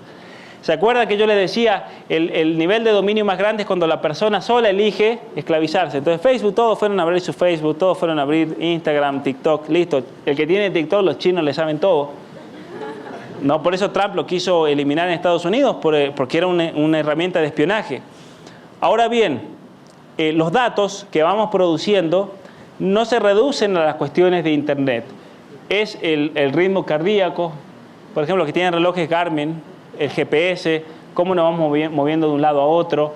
Cuando se introduzcan los chips subcutáneos, el conocimiento total del cuerpo de uno, todo eso se va resumiendo y se va juntando en una especie de identidad digital de cada uno de nosotros para así conocernos mucho más. Entonces, toda esa información es un instrumento psicopolítico. Esto lo dice Byung-Chul Han, un filósofo coreano. Es un instrumento psicopolítico muy eficiente que permite adquirir un conocimiento integral de la dinámica inherente a la sociedad de la comunicación. Entonces, no solamente nos conocen personalmente, sino en nuestras relaciones en cuanto a sociedad, en cuanto a país. Se trata de un conocimiento de dominación que permite intervenir en la psique y condicionar a un nivel pre-reflexivo. Entonces, como ellos nos conocen bien, conocen nuestros sentimientos, nuestros afectos, nuestras ansiedades, entonces, obviamente que pueden ahí, a partir de ahí, ejercer un control de dominación, dominarme por algo. Y esto es muy interesante para tenerlo en cuenta. Entonces, a ver, ¿cómo vamos a hacer para no ser dominados por esto? Y por eso, es el hambre, esto lo digo en mi próximo libro, es el hambre de exposición y de me gustas, de likes, lo que lleva a una persona incluso a arriesgar su vida a cambio de un minuto de fama. Es un hecho hoy en día. De tal manera que la persona ya no necesita de un aparato estatal que la controle, sino que ella misma ejerce de prisionero y de carcelero a la vez. La persona ya está siendo dominada y manipulada totalmente. En Canadá hace unos meses, en el invierno, una chica, simplemente para tener su minuto de fama, se fue manejando por un río congelado, esperando que se quiebre, se hunda, y lo iba transmitiendo en vivo. Entonces se iban conectando gente, y en un momento se le quebró el hielo y comenzó a hundirse, hacían 25 grados bajo cero. Ella obviamente se iba a morir y la rescataron milagrosamente los bomberos, pero ella iba a morir. Es una locura, simplemente para tener su minuto de fama. Es una locura, ¿no? Y personas que cometen suicidios en vivo. La última locura que estamos viendo hoy en día es chicas que se amputan sus pechos simplemente para tener me gustas. Entonces se amputan sus pechos, muestran la foto de la operación, porque claro, están tan ideologizadas que ya el cuerpo no es parte de uno, se han distanciado de su propia realidad física. Otro problema que me contaba mi hermana, que ella ve a veces en el hospital, es que vienen niñas de 7 años, que están viendo TikTok todo el tiempo, y claro, en TikTok se les muestra una imagen perfecta de mujer, y esas niñas dicen, yo nunca voy a ser como esa mujer, y comienzan a desarrollar trastornos alimenticios.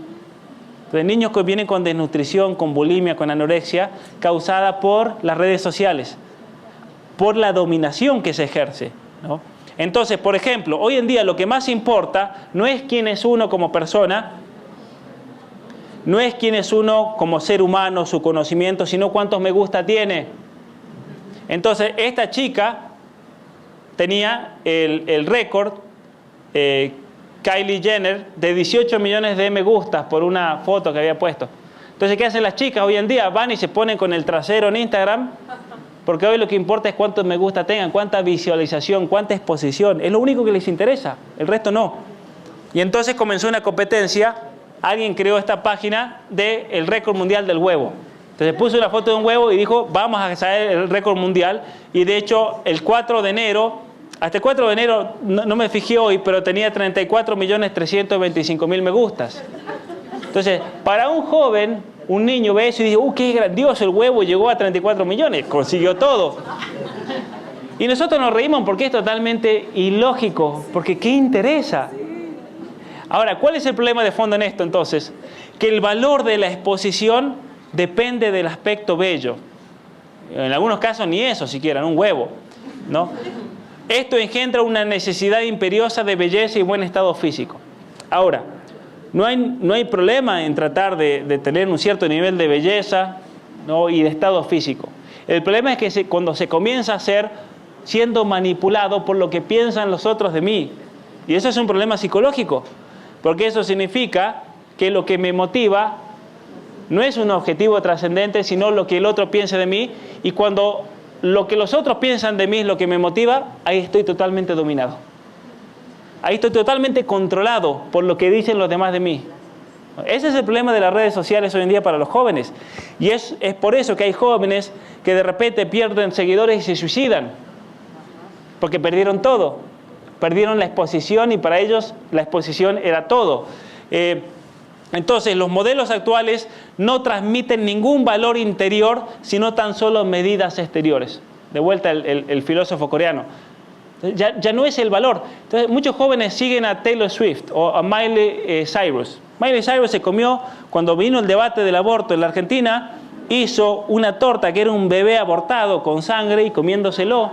Y todas las jóvenes siguiéndolo, porque claro, lo hizo Miley Cyrus, entonces ya está. Hay personas que tienen como fuente de su conocimiento y sus decisiones a Shakira. Pero Shakira lo único que sabe es mover el trasero y se acabó, ¿no? Pero claro, los hispanos en Estados Unidos muchas veces votaron a Biden porque Shakira lo dijo. Porque Shakira dijo que Biden le iba a pagar todas las deudas, sus casas, los iba a legalizar, no pasó nada, ¿no? Eso demuestra que es una mentira. Pero claro, porque ejercen un nivel de influencia y de manipulación tan grande que la gente sigue lo que la persona diga. Y ese es el problema cuando estamos ya invirtiendo los órdenes de todo esto. Miren, otro ejemplo, Calvin Klein, la compañía de ropa interior y de vestidos. El anteaño pasado sacó la nueva modelo que, claro, es el sinónimo del victimismo, pobre. Ganó las Olimpiadas de la victimización porque es negra, es gorda y es trans. Ya está. Y lesbiana. Ya está. Se ganó el premio a las Olimpiadas de la victimización, la pusieron ahí como el modelo. Porque claro, ¿por qué lo impusieron en el 2020 y no antes? Porque ya han logrado que los jóvenes sean totalmente manipulados por la exposición, por el ideal de influencia. Entonces no importa, que le podrían haber puesto un mono, está ahí, todos hubieran celebrado. Les podrían haber puesto cualquier cosa, con tal de tener exposición es todo lo que importa, y entonces un joven ya cae víctima de esta trampa a nivel psicológico, ¿no? Entonces ya no son, por ejemplo, las modelos que ponían en los años 90, cuando el ser humano al menos le quedaba, por más que tenga un poco de lascivia, de lujuria, lo que sea, le quedaba sentido común, ¿no es cierto? Ahora no, ahora está tan desconstruido que le ponen una gorda disfrazada, pues un gordo, ¿no? Y ya está, y vende. Ese es el problema. Miren esto, Día de la Madre, es una burla. Fue el Día de la Madre en Estados Unidos y en México los 2 días. Y para celebrar a las madres de Estados Unidos, de México, de Ecuador, de tantos países, pusieron a una chica que se hizo una mastectomía. Aquí se le ve la cicatriz tremenda. Se comenzó a hormonizar para que le salga la barba, pero claro, ovulaba, porque no se operó los genitales. Y su esposa, que es un hombre con el instrumento todavía, la dejó embarazada. Y entonces, claro, un niño que ve eso dice, claro, hay hombres que se pueden quedar embarazados, ¿no? Y hay mujeres que engendran. Miren el nivel, y vamos a ver algunas imágenes del sistema de educación de algunos países. Entonces, el valor cultural, y ese es el problema cultural actual, ya depende depende de su existencia, de su ser y no de su exposición. El valor de una persona, de cada uno de ustedes, depende de quién son ustedes como personas humanas, de sus principios, de cómo se comportan, de cuán fiel son a sus principios, el carácter, la entrega, el amor. Eso es lo que importa, no el nivel de exposición. Porque si vemos a la gente que tiene un nivel de exposición gigantesca, son personas miserables.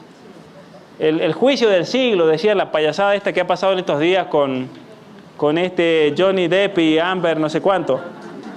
Claro, ellos famosos porque tienen un nivel de exposición gigante, pero si vamos a ver a la persona concreta, a mí me preguntaron en la entrevista si soy del team este o del team aquel, de ninguno de los dos, porque una es una tóxica, psicópata, y el otro se dejaba morder, se dejaba escupir, se dejaba... Hay que ser tonto, pero por favor, yo no soy ni uno ni otro.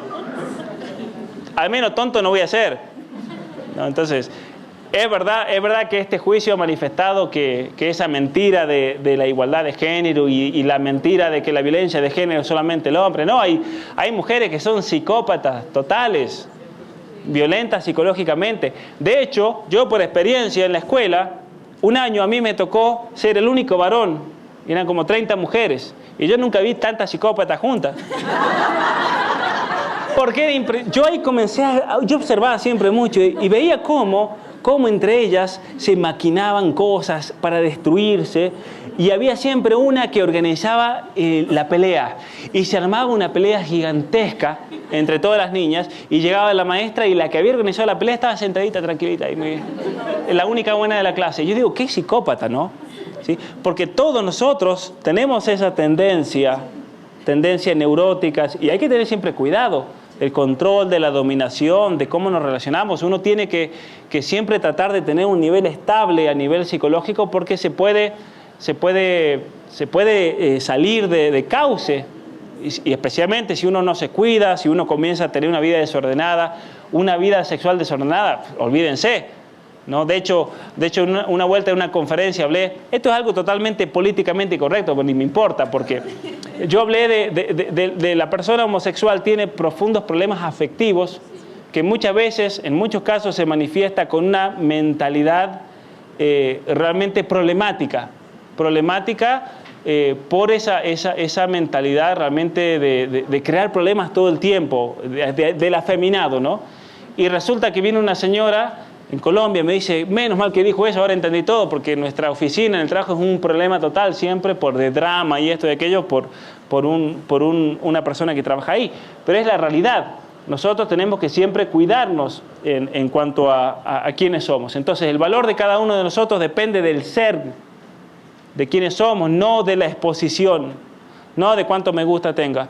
Y entonces, en la sociedad positiva, dice Byung-Chul Han, en el que las cosas convertidas ahora en mercancía han de exponerse para ser, desaparece su valor cultural a favor del valor de su exposición. Entonces, esto lo dice en un libro que se llama Transparencia. Entonces, el valor desaparece y ahora comienza a la exposición. Entonces, estamos en una cultura del mostrarse. Y una cultura del mostrarse no es una cultura, no es nada, es vacío. ¿Y por qué es vacío? Porque pasa constantemente. Porque, a ver, ustedes ponen una foto en Instagram, listo, le dan 10 me gusta, 50, 1000, lo que sea. Pero pasado mañana nadie se va a acordar de eso. Ya van a estar esperando la nueva foto. Entonces, es todo pasajero. Y tenemos que ser conscientes de eso. Porque si vivimos metidos en eso, vamos a caer en un flujo tal que va a tener como fundamento nada. Y vamos a comenzar a hacer cosas simplemente para ponerlas y que tengan más me gusta. Hoy en día hay jóvenes que se dedican a viajar simplemente para tener seguidores. Su vida va en función de eso, no en función del viaje, de las experiencias, de las personas que conozcan. Es en función de las redes. Y de acuerdo a cómo responden las redes, actúan de una manera o de otra. Entonces estamos siendo manipulados.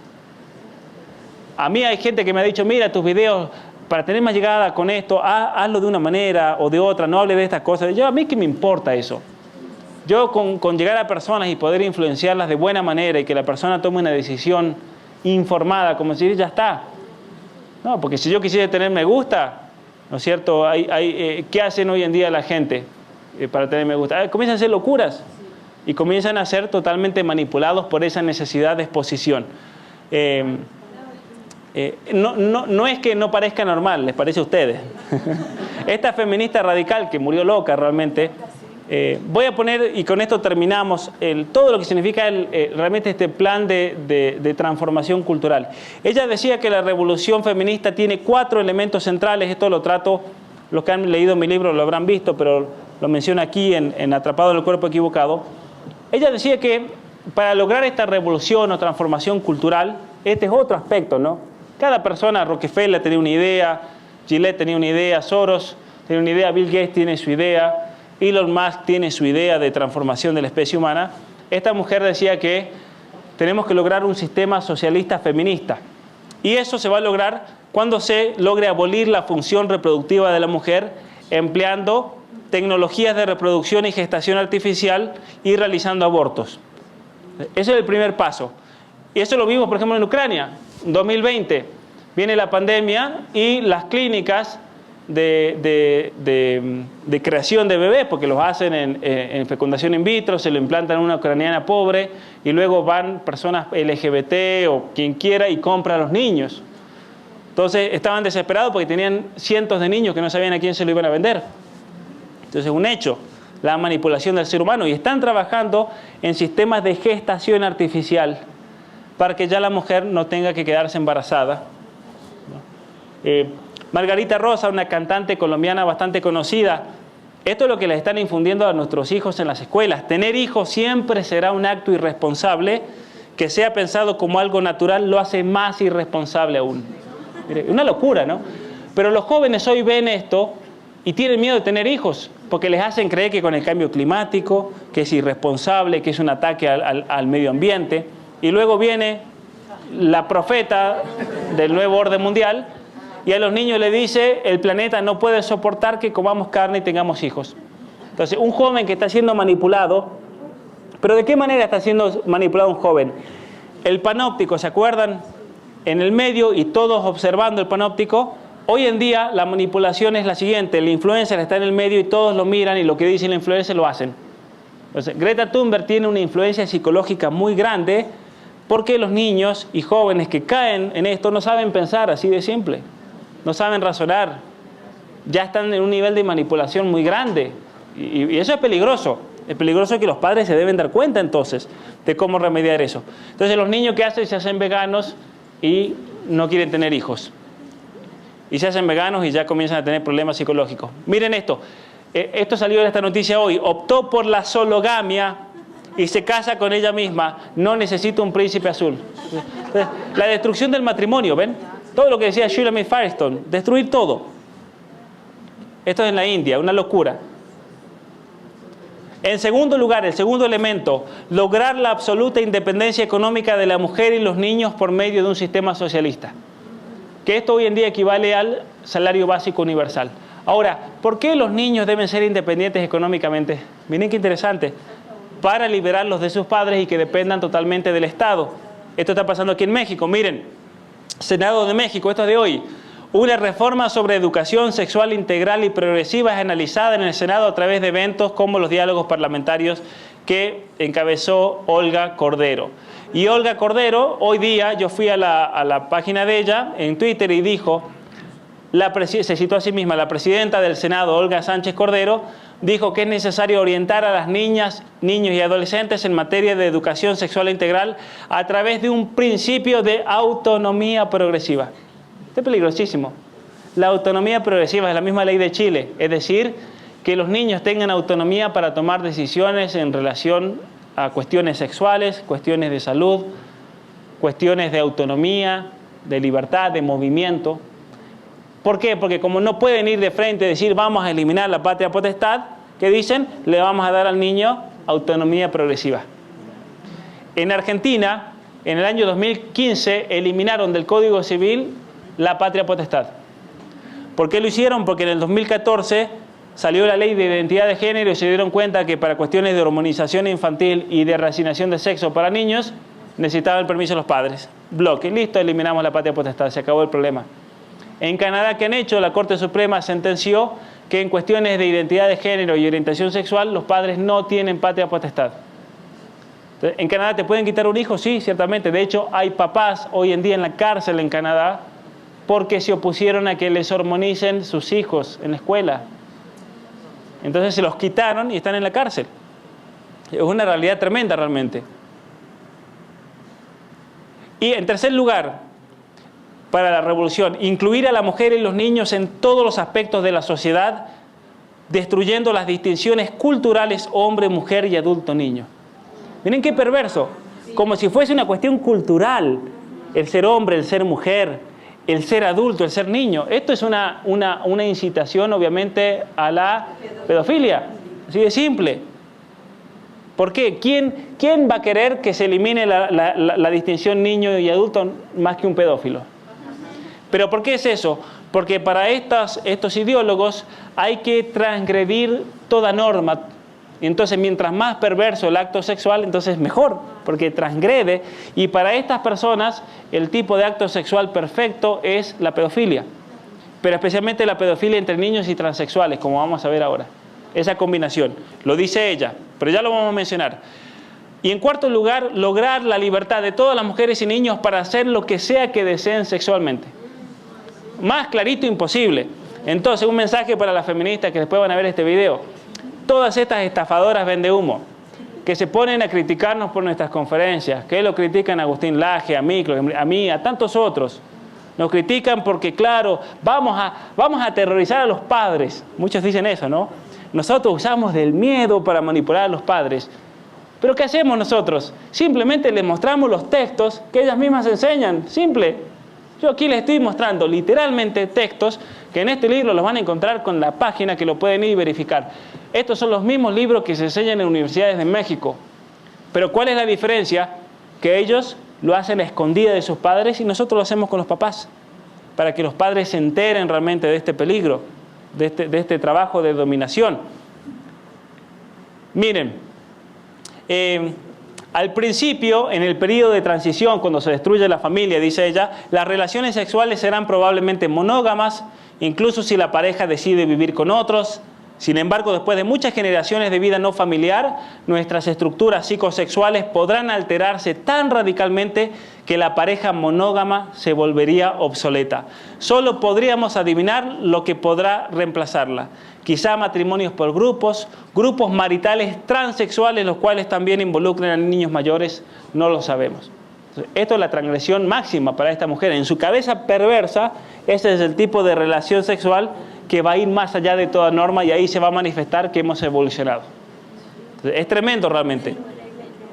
El concepto de infancia ha sido abolido, los niños tienen plenos derechos legales, sexuales y económicos, sus actividades educativas laborales no difieren de los adultos. Entonces, lo que quiere esta mujer Cordero aquí en México es esto, con la autonomía progresiva. Esto es, por eso a esta gente hay que decírselo en la cara, pero principalmente la gente de México se tiene que enterar de esto. Sí, se tiene que enterar realmente del peligro de lo que significa. Durante los pocos años de infancia hemos reemplazado la psicológicamente destructiva paternidad, de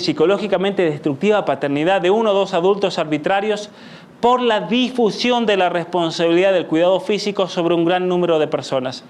El niño todavía puede formar relaciones íntimas de amor, pero en lugar de desarrollar una estrecha relación con una decretada madre y padre, el niño ahora puede formar los lazos con gente de su propia elección, de cualquier edad o sexo. Por lo tanto, todas las relaciones entre adultos y niños se han elegido mutuamente. O sea, pedofilia, clarísimo, clarísimo. Esto es lo que buscan estos ideólogos, las feministas, los activistas LGBT.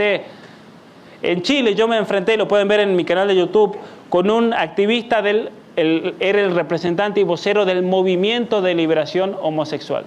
Y el hombre, obviamente, que abogaba por todo esto, por los derechos sexuales de los niños, le dije, ¿a usted qué le interesa tanto los derechos sexuales de un niño de 5 años?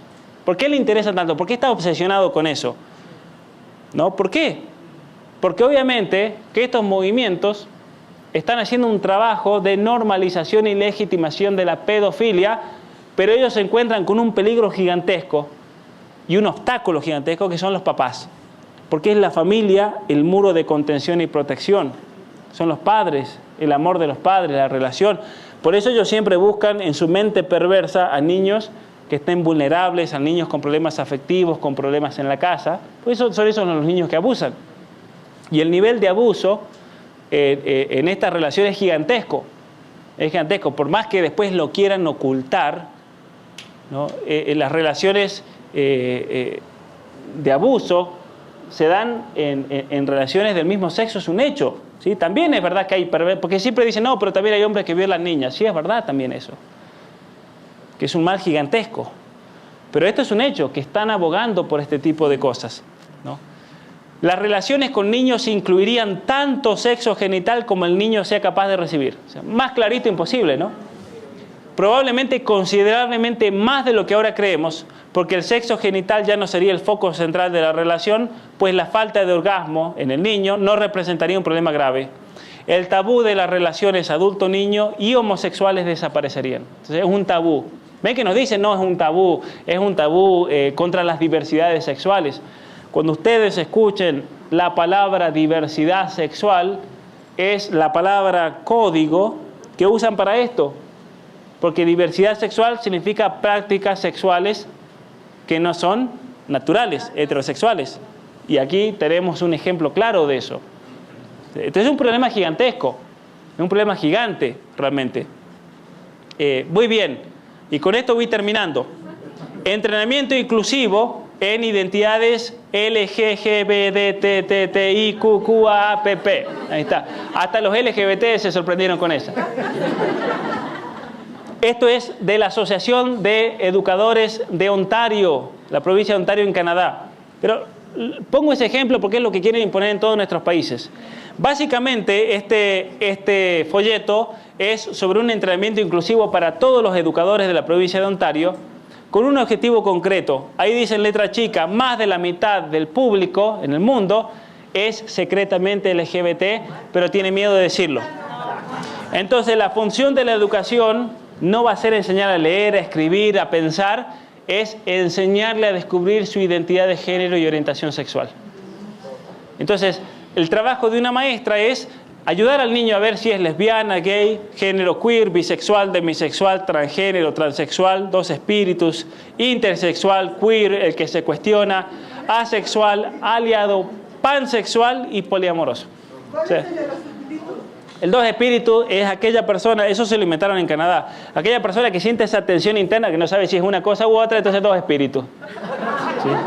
El género fluido, eso se lo inventaron en Canadá también, porque claro, el niño que lo confundían tanto que no sabía si un día era una cosa u otra, entonces género fluido. Y cuando salió eso, ahí los maté yo a los activistas, porque le dije, pero si ustedes decían que era así de nacimiento, innato, inmutable. Entonces, ustedes prohíben las terapias de conversión, pero si el niño se va convirtiendo en una cosa tras otra, ¿no? En Puebla acaban de prohibir las terapias de conversión, como les dice. ¿Qué van a prohibir las terapias para que un gordo adelgace? Claro, si vamos a prohibir las terapias contra eso, hay que proteger a los gordos. ¿Lo ves? Hay que protegerlos, ¿no? Es un patrimonio de la humanidad. Claro. ¿No? Es una locura, pero uno cuando comienza a traspolarlo a otros ejemplos se da cuenta que eso es una locura total, lo que se quiere imponer. Entonces, la función de la maestra, de lo que se quiere hacer por medio de la UNESCO, en los planes de educación, por ejemplo, aquí en el Ministerio de Educación, de la Secretaría de Educación Pública, es básicamente transformar la educación para que el niño ya no aprenda a leer, a escribir, que no memorice, no importa, que sea un inútil, pero que sea experto en género y orientación sexual. Entonces, descubrir su identidad. Imagínense un niño de 5 años hablándole de pansexualismo. ¿De qué estamos hablando? Hablándole de relaciones poliamorosas, porque claro, capaz que el niño tiene una identidad poliamorosa. Es perversión, ¿no? Miren esto de España. Para niños, sí, hay hombres que tienen vulva y hay mujeres que tienen pene. Sí. También hay personas no binarias con pene, personas no binarias con vulva, personas intersexuales, pero todas ahí dice, han sufrido burla, incomprensión de sus familiares, de amigos, del resto de la sociedad. Por lo tanto, ¿cuál es la función de la educación? Ser tolerante con esto, abierto, ¿no? Esto es un trabajo de psicocultura total, de psicopolítica, de dominación, de que sea el niño mismo, el joven, el que abraza esta ideología sin que lo impongan. Pero los padres, claro, son el principal obstáculo.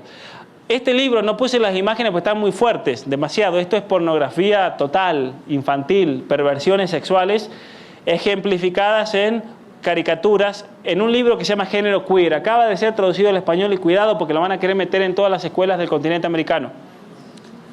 Ahora, este libro fue elegido por el Departamento de Educación del Estado de Nueva York como el libro del año 2022. ¿Y qué es lo terrible de esto? Que ahora todas las bibliotecas públicas y las escuelas públicas del Estado de Nueva York lo tienen que tener. De hecho, yo me enteré por una maestra de Nueva York de este libro que me empezó a mandar imágenes y es terrible. Lo voy a publicar en mi página web, pero es terrible realmente la perversión sexual, porque es básicamente un libro que les enseña a los niños a experimentar todas las prácticas sexuales habidas y por haber. A niños. Porque de esa manera van a descubrir su verdadero género. Por eso la palabra identidad sexual y orientación sexual van siempre unidas. ¿Por qué? Porque lo que esta ideología dice es que por medio de la práctica sexual la persona va a descubrir su verdadera identidad. Entonces los niños tienen que comenzar a experimentar sexualmente cuanto antes, porque si no van a ser todos cisgénero. ¿Qué es el cisgénero? Es el género que nos han inventado nosotros. Cisgénero significa aquella persona que todavía se cree que es hombre o mujer. Porque claro, somos reprimidos sexuales. De hecho, claro, nos dicen, ustedes son reprimidos, ustedes están en el closet. Es el insulto, ¿no es cierto? A mí me insultan cisgénero, me dicen en las redes. Yo me ofendo y me pongo a llorar. No duermo esa noche. Cuando estaba en el Cotopaxi, estaba en la cumbre hablando con Marcial, el amigo que me llevó. Yo le decía, Marcial, mire, aquí estamos escalando en el hielo, el frío, la altura, el volcán ahí, el precipicio. Y vienen las feministas y creen que le voy a tener miedo. Pero por favor, por favor, ¿qué me dicen? Lanzan una nueva Barbie trans. Tremendo. Esto para tratar de cambiar entonces los conceptos y las categorías. Yo le digo a la Barbie Kinder, como el huevo, ¿no? Porque viene con sorpresa.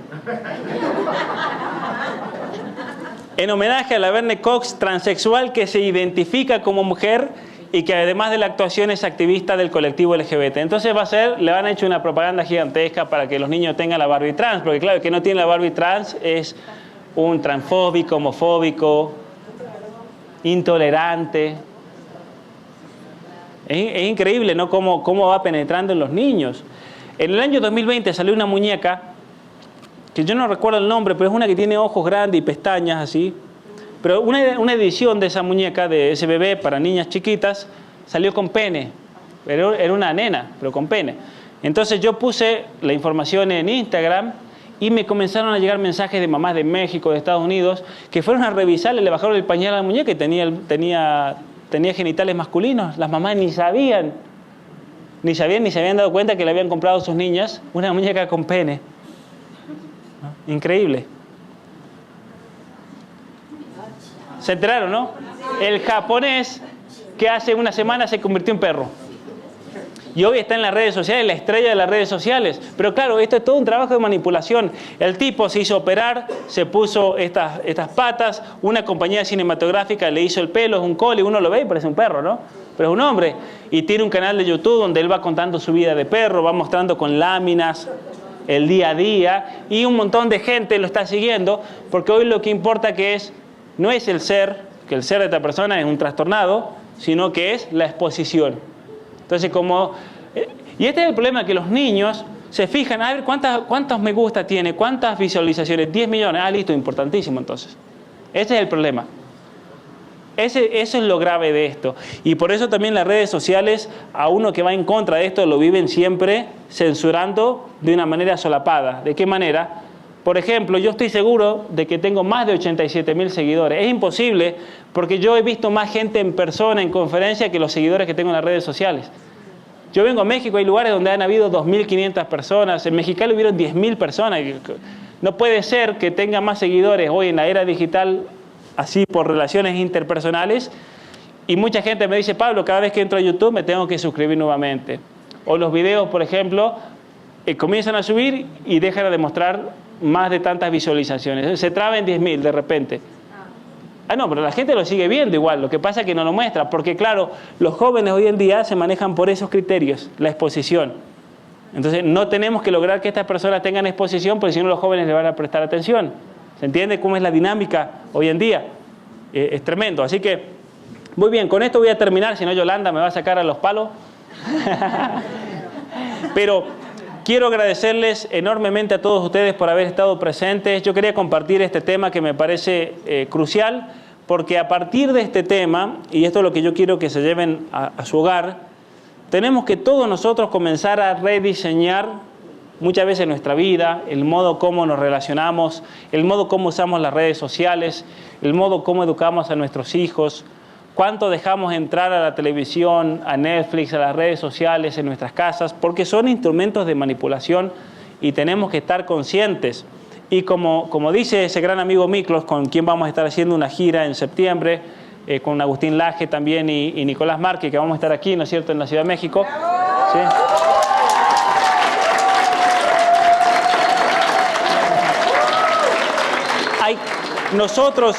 Nosotros tenemos que ponerle los términos, porque eso es lo propio del ser humano. El ser humano es el que decide y el que se organiza y el que dice tanto y cuánto voy a usar de algo porque me sirve en tal y cual manera, y si no me sirve, desecharlo.